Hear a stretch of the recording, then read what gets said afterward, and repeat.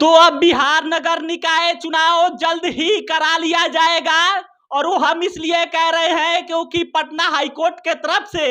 बिहार नगर निकाय के विभाग के जो प्रधान महासचिव है उनको पटना हाईकोर्ट के तरफ से तलब किया गया है और फिर उसमें कोर्ट में जाना जाएगा कि जब राज्य में नगर निकाय के विघटन की अवधि 6 महीने पहले ही खत्म हो गई है तो फिर प्रशासक किस कानून के तहत कार्य कर रहे हैं। और फिर उनसे दूसरा सवाल का जवाब ये भी जाना जाएगा कि आखिर प्रावधानों और कानूनों का उल्लंघन मानकर क्यों ना जो प्रशासक कार्य कर रहे हैं उस पर रोक लगा दी जाए। इसके अलावा इस खबर में हम आपको बताने वाले हैं कि आखिर राज्य चुनाव आयोग का इसमें क्या राय है, आखिर राज्य चुनाव आयोग बिहार नगर निकाय चुनाव को लेकर क्या कह रहा है और कब तक चुनाव कराने का बिहार राज्य चुनाव आयोग का प्लान है, कब तक नगर निकाय चुनाव करा लिया जाएगा। लेकिन इसके पहले नमस्कार स्वीकार कीजिए, मेरा नाम सिकंदर अली है और आप बिहार मंच देख रहे हैं।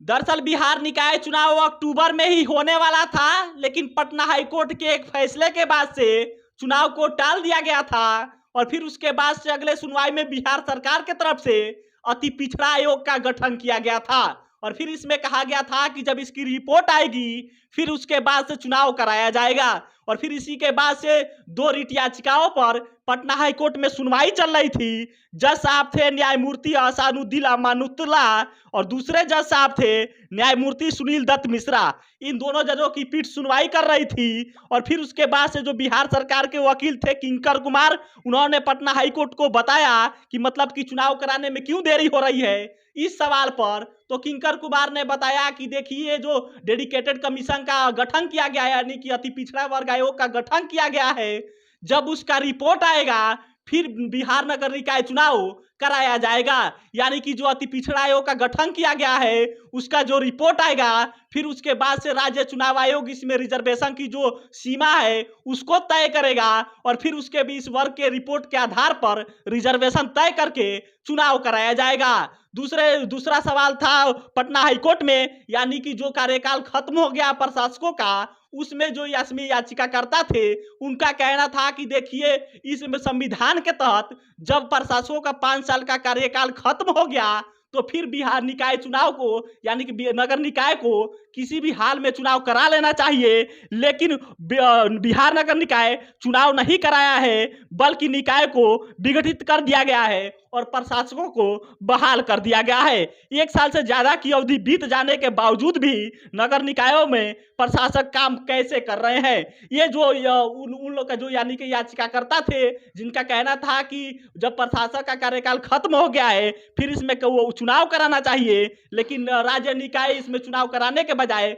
उसको विघटित कर दिया है और फिर इसमें जो प्रशासक है उन लोगों को बहाल कर दिया गया है। उनका मानना है कि जिस प्रकार से पंचायतों में परामर्शदात्री समिति का गठन किया गया है उसी प्रकार से निकायों में भी परामर्शदात्री समिति का गठन किया जाए ताकि नगर निकाय का कार्य सुचारू रूप से हो। यानी कि उनका कहना है कि जो प्रशासकों को बहाल कर दिया गया है इसको ना किया जाए बल्कि यहाँ पे परामर्शदात्री समिति का गठन हो जैसे पंचायतों में किया जाता है। कुल मिला जुलाकर अब पटना हाईकोर्ट इसमें मतलब कि सुनवाई कर रहा है और पटना हाईकोर्ट भी चाह रहा है कि जल्द से जल्द बिहार निकाय चुनाव कराया जाए क्योंकि साल भर की अवधि हो गई है। सितंबर 2021 में ही इन लोग की अवधि खत्म हो गई थी और फिर उसके बाद से इन लोग की कार्य बहाल कर दिया गया है, प्रशासक के द्वारा कार्य कराया जा रहा है। इसी में पटना हाईकोर्ट ने यहाँ पे जो बिहार नगर निकाय के प्रधान महासचिव है विभाग के उनको तलब किया गया है और 1 दिसंबर को उनको पटना हाईकोर्ट में